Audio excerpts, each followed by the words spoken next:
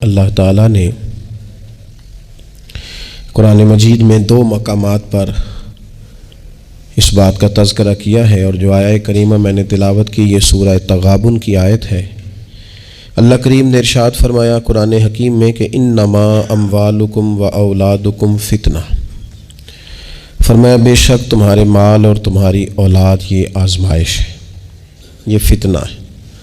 واللہ عندہ اجر عظیم، اور اللہ کے پاس بہت بڑا اجر ہے۔ یہ تمہاری مال اور تمہاری اولاد یہ تمہارے لیے آزمائش ہے۔ کس کس معنی میں آزمائش ہے؟ ایک تو اس معنی میں آزمائش ہے کہ کہیں ان کے پیچھے لگ کے تم اللہ کو اور اس کے پیارے رسول صلی اللہ علیہ وسلم کو بھول نہ جاؤ، اور کہیں مال و اولاد کے چکر میں تم اپنی دینی اور اخلاقی ذمہ داریوں سے پیچھے نہ ہٹ جاؤ، اور کہیں مال اور اولاد کی محبت تمہیں اس طرح کا نہ بنا دے کہ تم مال میں جائز ناجائز کو بھول جاؤ اور اپنی اولاد کو دیکھتے رہو اور کسی کی اولاد کا حق بھول جاؤ، کہیں دوسروں کا حق چھین چھین کے اپنے بچوں کے پاس نہ لاتے رہو۔ یہ آزمائش ہے مال اور اولاد۔ اور ایک معنی یہ ہے کہ انما اموالکم و اولادکم فتنہ، اس معنی میں کہ ان کی محبت بندے پر غالب ہوتی ہے، تو کہیں اس محبت کے غلبے کی وجہ سے ان دونوں چیزوں کے اصل جو مقصود ہے ان سے نہ غافل ہو جانا۔ کہیں ایسا نہ ہو کہ تم مال کماتے رہو اور کماتے کماتے تم اللہ کی راہ میں خرچ کرنا ہی بھول جاؤ، اعتدال چھوڑ جاؤ، اور کہیں ایسا نہ ہو کہ تم اولاد سے پیار کرو اور پیار کرتے کرتے ان کی تربیت بھول جاؤ۔ سہولیات تو تم انہیں ساری دے دو لیکن وہ روحانی طور پر، اخلاقی طور پر، کردار و عمل کے طور پر مضبوط ہی نہ ہو سکے۔ تو میرے عزیز، اولاد اس معنی میں بھی فتنہ ہے کہ اس کی محبت بندے پر غالب ہوتی ہے، اور جب وہ غالب ہوتی ہے تو کئی دفعہ انسان آزمائش میں آ جاتا ہے۔ اور یہ جو مفہوم ہے نا کہ اولاد کی محبت غالب ہوتی ہے تو آزمائش بنتی ہے، اس کو تو خود نبی پاک علیہ السلام نے بیان کیا۔ ترمذی کتاب المناقب میں حدیث موجود ہے، اللہ کے پیارے رسول صلی اللہ تعالی علیہ وسلم جمعۃ المبارک کا خطبہ ارشاد فرما رہے تھے۔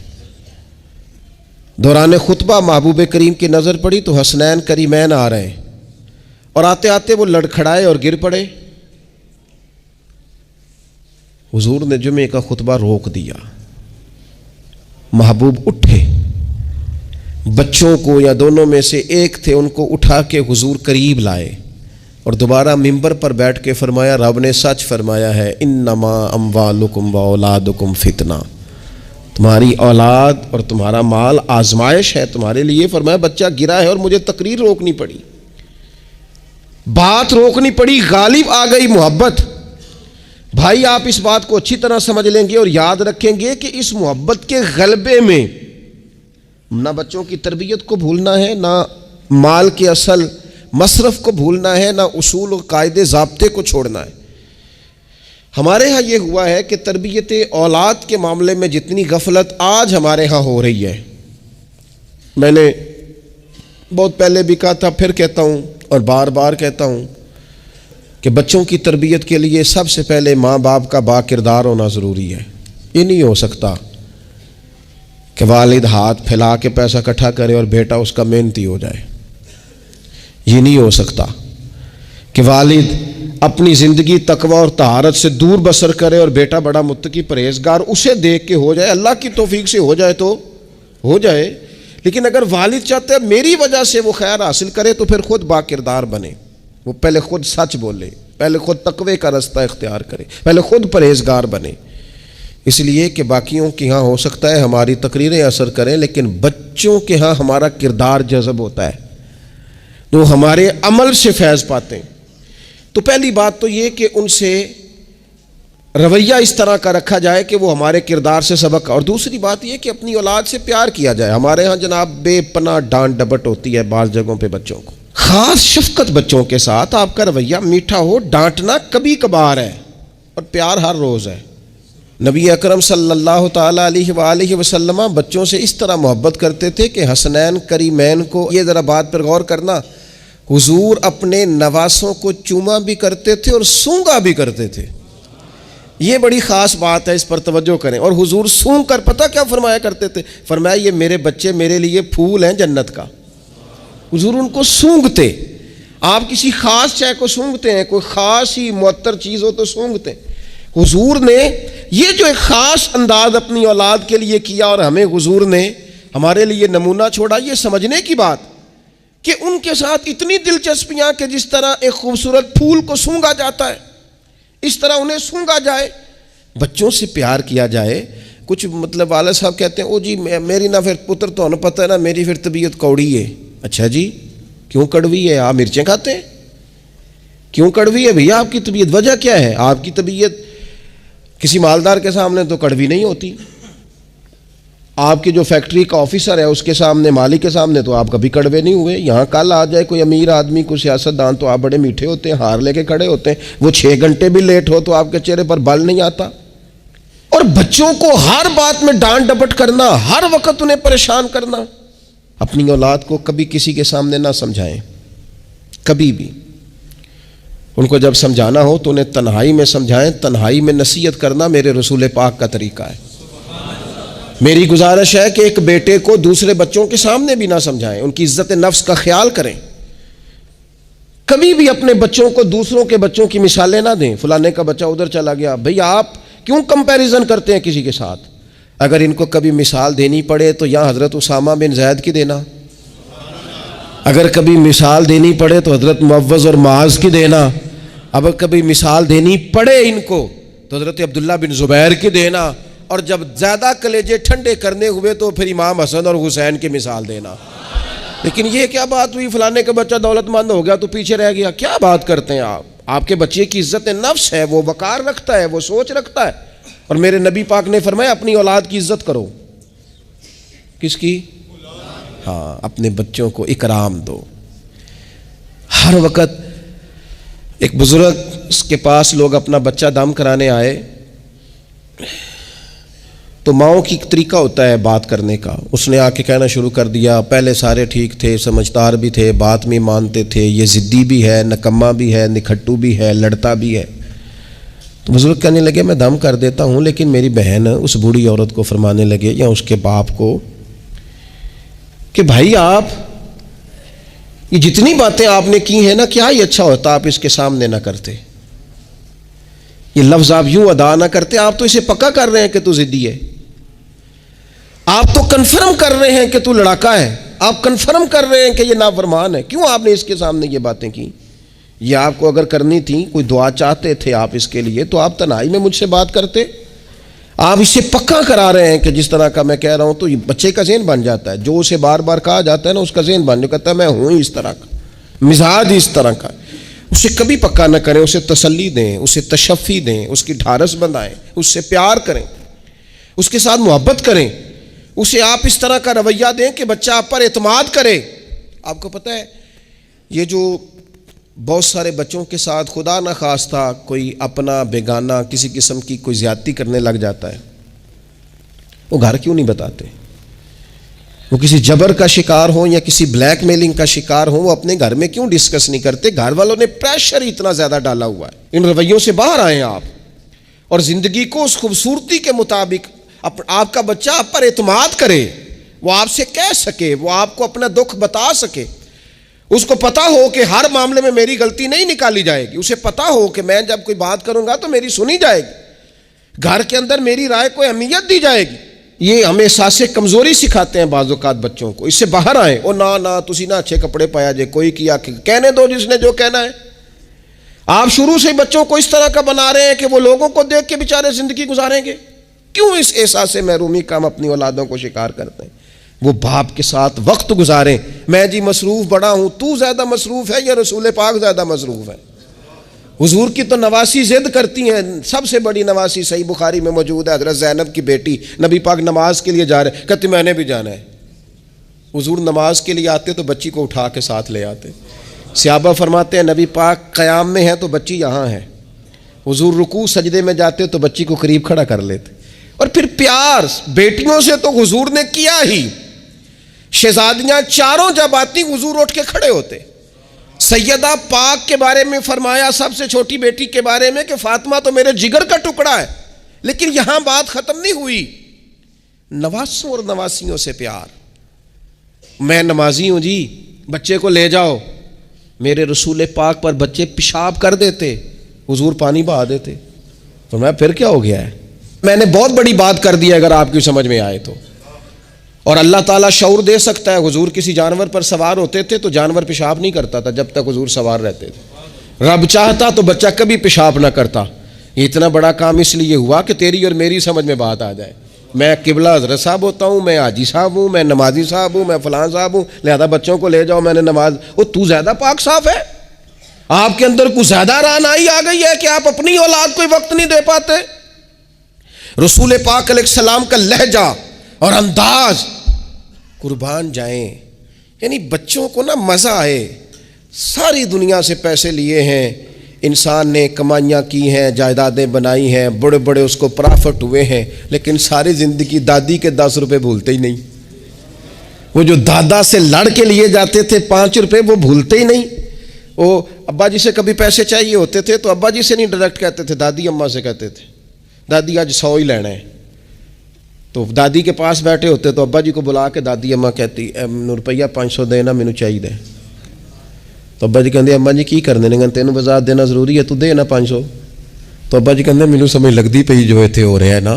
اب وہ ذائقہ ساری زندگی بھولا, اس کی لطافت نہیں گئی, اس کا حسن نہیں گیا. وہ 100 روپیہ نہیں تھا, وہ کروڑوں روپے تھے.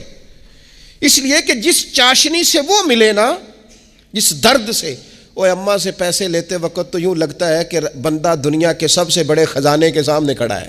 اس لطف کو دوبالا کرے زندگی میں. یہ ہمارا کلچر نہیں, یہ ہمارا حسن ہے, یہ ہماری تہذیب ہے. نبی پاک علیہ الصلوۃ والسلام کی نواسی جناب امامہ بنت زینب رضی اللہ تعالی عنہما, ایک ہار آیا حضور کے پاس تحفے میں. تو حضور نے فرمایا میں نے اس کو دینا جو مجھے سب سے زیادہ پیارا ہے. ازواج مطہرات کہتے ہیں دوڑ لگ گئی تھی. حفصہ کو ملے گا, میمونہ کو ملے گا, ام حبیبہ کو ملے گا. سیدہ عائشہ صدیقہ کہتی ہیں میرے دل میں بڑی بات تھی کہ اگر کسی اور کو مل گیا نا تو میں تو سمجھتی ہوں کریم سب سے زیادہ محبت ہی مجھ سے کرتے ہیں. کہتے ہیں یہ بات چل رہی تھی اور وہ جو تھوڑی دیر کے لیے وہ انتظار تھا کہ کس کو ملے گا, تو وہ انتظار بڑا حسین بڑا خوبصورت تھا, اس میں بڑی رعنائی تھی. لیکن قربان جائیں نبی کریم نے فرمایا میں تو اپنی بڑی نواسی جناب زینب کی بیٹی امامہ کو دوں گا. اور حضور نے وہ ہار لا کے انہیں اپنے دستے مبارک سے پہنایا. اور میں کتنا پیارا لگ رہا ہے میری بیٹی کو. تھوڑا سا نا اپنے رویے میں وسعت. بچوں کو ہماری حاجت ہے اور ہمیں دولت کی حاجت ہے, ہمیں پیسوں کی حاجت ہے. ہمارا گاہک آ جائے تو بچے کو تھپڑ مارنے سے باز نہیں آتے.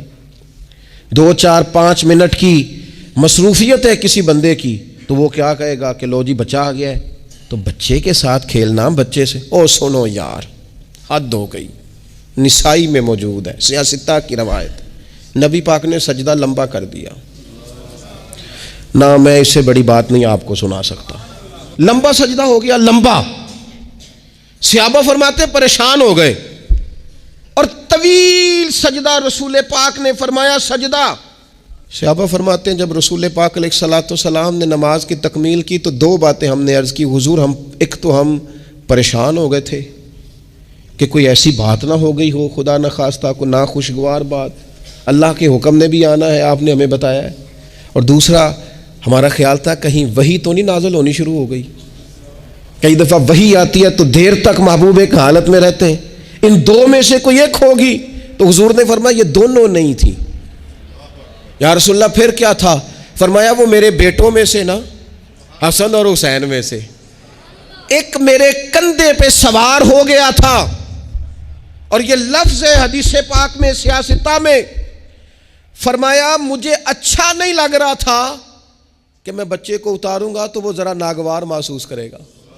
حضور آپ رسول ہیں اور نماز اللہ کی, اور اس دوران بھی بچے کی چاہت کا خیال. تیری صورت تیری سیرت زمانے سے نرالی ہے, تیری ہر ایک ادا پیارے ادائے بے مثالی ہے, بے مثالی ہے تیری ادائیں.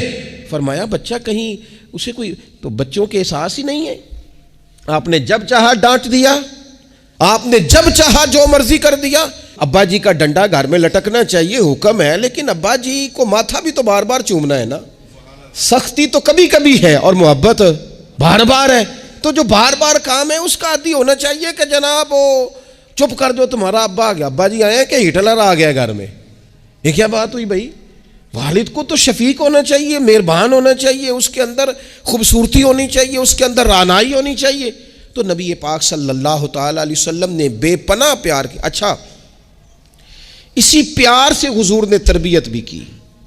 اور یہ پیار کیونکہ حسنین کریمین کی ہم مثالیں عرض کرتے ہیں تو ان کی شان تو وراء الورا، نبی پاک کا سب بچوں کے ساتھ یہ رویہ تھا.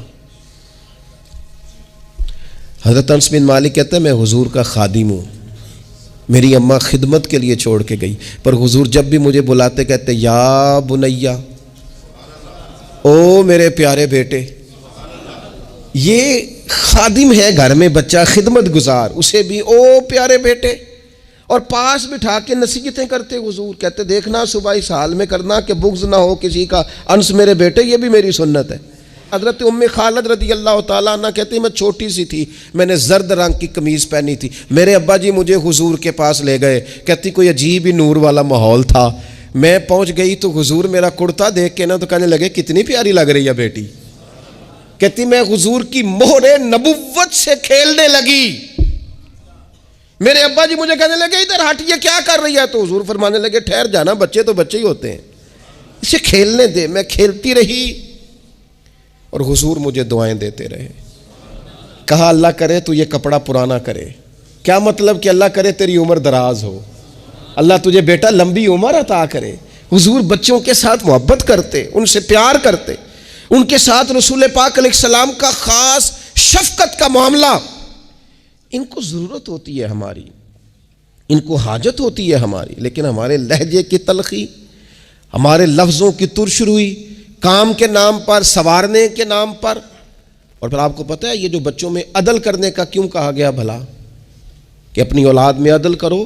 فرمایا حضور نے اللہ سے ڈرو اور اولاد میں انصاف کرو. کیوں کہا گیا؟ وہ اس لیے کہا گیا کہ ایک بچے سے آپ پیار کر رہے ہیں تو دوسرا بھی آپ کے بارے میں اتنا ہی جذباتی ہے، وہ آپ سے اتنی ہی محبت کرتا ہے. آپ ایک کی تعریفیں کیے ہی جا رہے ہیں، دوسرے کو آپ نے نظر انداز کر دیا تو اللہ کی بارگاہ میں اس کا بھی جواب دینا ہے. حضور علیہ الصلوۃ والسلام نے فرمایا ڈر اللہ سے، انصاف کر اپنے بچوں کے اندر. اس لیے شارحین حدیث نے لکھا ہے کسی بچے کے منہ پہ 2 دفعہ بوسہ نہ دینا اور ایک کے منہ پہ 1 دفعہ. فرمایا اگر ایک کو 1 بوسہ دیا تو دوسرے کو بھی 1 ہی دے، اور اگر دوسرے کو 2 دیے ہیں تو پھر پہلے والے کو بھی انصاف کر، عدل کر، محبت میں بھی، عطا کرنے میں بھی، پیار کرنے میں بھی، نوازنے میں بھی.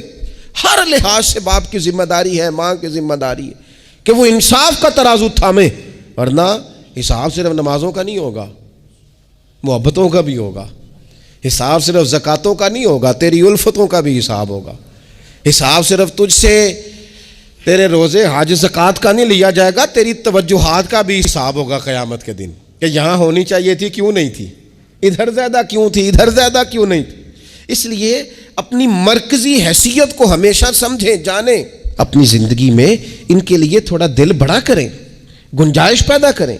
ان کو ہماری حاجت ہے. ہماری مصروفیات نے، ہمارے کاروبار نے، ہمارے تعلقات نے ہمارے بچوں سے ان کا بچپن چھین لیا ہے. ہم وہ ساری، آپ نے وہ حدیثیں سنی ہیں تو کس لیے سنی ہیں؟ یہ صرف شان امام حسنین نہیں ہے، یہ تعلیم امت بھی ہے کہ نبی پاک علیہ السلام نے کندھے پہ بٹھایا ہوا ہے امام حسن اور حسین کو، کندھوں پہ. اور ایک صحابی نے جب کہا کہ کتنی پیاری سواری ہے تو محبوب فرمانے لگے سوار بھی تو دیکھ کتنا سونا ہے، تو دیکھ تو صحیح. تو یہ آپ میری بات کو سمجھے نا، کیا کوئی کمی تھی وہاں؟ فرشتے نہیں حاضر ہو جاتے 2 منٹ میں ہر خدمت کے لیے؟ صحابہ جان قربان کرنے کو تیار نہیں ہوتے، لیکن حضور نے کیوں کندھوں پہ اٹھایا؟ تاکہ مجھے تجھے سمجھ آ جائے کہ بچوں کو کندھوں پہ اٹھانا بھی کوئی کمال ہے. تو اپنی زندگی میں وہ خوبصورتی. اور پھر نبی پاک علیہ الصلوۃ والسلام بچوں کی تربیت جب کرتے تو بڑے خوبصورت انداز میں. آپ کو پتہ ہے صحابہ فرماتے ہیں بچے کھیل رہے ہوتے تھے تو حضور جب گزرتے تھے تو بچوں کو السلام علیکم کہتے تھے. نبی پاک بچوں کو سلام کرتے. حضور فرماتے ہیں السلام علیکم، بچوں کو سلام کرتے اور پہل کرتے سلام لینے میں. آپ بچوں کو سلام کرنا شروع کر دیں، امید ہے بچے بھی سب کو سلام کرنا شروع کر دیں گے. لیکن یہ شکوہ کرنا کہ لو جی میں اتنا بڑا بزرگ آدمی ہوں، میں اتنا بڑا پڑھا لکھا ہوں، میری یہ شخصیت ہے، آپ نے مجھے سلام ہی نہیں کیا، یہ تو مفت کا رٹا ہے. حضور بچوں کو سلام کرتے تاکہ بچوں کو السلام علیکم کی سمجھ آ جائے. یہ بچوں کو سکھائیں, انہیں یاد کرائیں, اور اس کا طریقہ یہ ہے کہ آپ ان کو سلام لینے میں پہل کریں, آپ ان کو سلام کہیں. ہاں, سکھانے کے لیے آپ ان سے مطالبہ کر سکتے ہیں کہ یار میں نے سلام کہا ہے, تمہیں جواب دینا چاہیے تھا, ہم نے کیوں نہیں دیا, تاکہ ان کو سمجھ آ جائے کہ یہ السلام علیکم اور وعلیکم السلام یہ ایک سنت ہے. پھر اللہ کے پیارے رسول صلی اللہ تعالیٰ علیہ وسلم بچوں کو چھوٹی چھوٹی چیزوں کے آداب سکھاتے.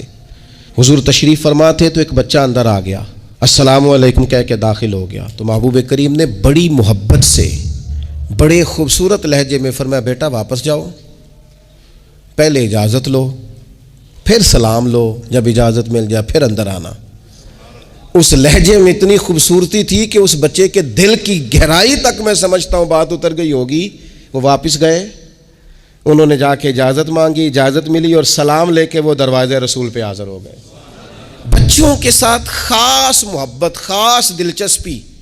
ایک دفعہ میں حرمین شریفین حاضر تھا, میرے بالکل سامنے اگلی صف میں نماز کا ٹائم ہو جاتا ہے جب, تو آہستہ آہستہ لوگ زیادہ آنے شروع ہو جاتے ہیں, تو زیادہ رش ہو رہا تھا, لوگ زیادہ جمع تھے.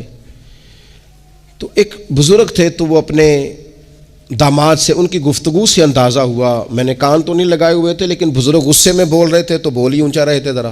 تو وہ کہہ رہے تھے اپنے داماد سے کہ بیٹا تو ہے تے جوائی ہیں, اب تینوں میں گل کرنا مناسب تے نہیں سمجھدا, پر یہ کہ بچے تو آپ نے میرے ذمہ لگا دیے, وہ مجھے نہ عبادت کرنے دیتے ہیں, نہ قرآن پڑھنے دیتے ہیں, نانا نانا کہہ کے میرے پیچھے ہی بھاگتے رہتے ہیں. تو میں حاضر ہوں, لیکن تھوڑا سا نا ان کو سمجھائیں اور قائل کریں, یہاں آ کے مجھے ذرا اللہ اللہ کرنے دیں. تو بچہ معذرت خانہ انداز میں اپنے سسر کو, بزرگوں کو تھوڑا سا قائل کرنے کی کوشش کر رہا تھا کہ چلیں اب خیال کریں گے, ہم کہتے تو بڑا ہیں کہ ہمارے ساتھ آئیں, لیکن وہ آپ کے پیچھے جاتے ہیں, کریں کیا.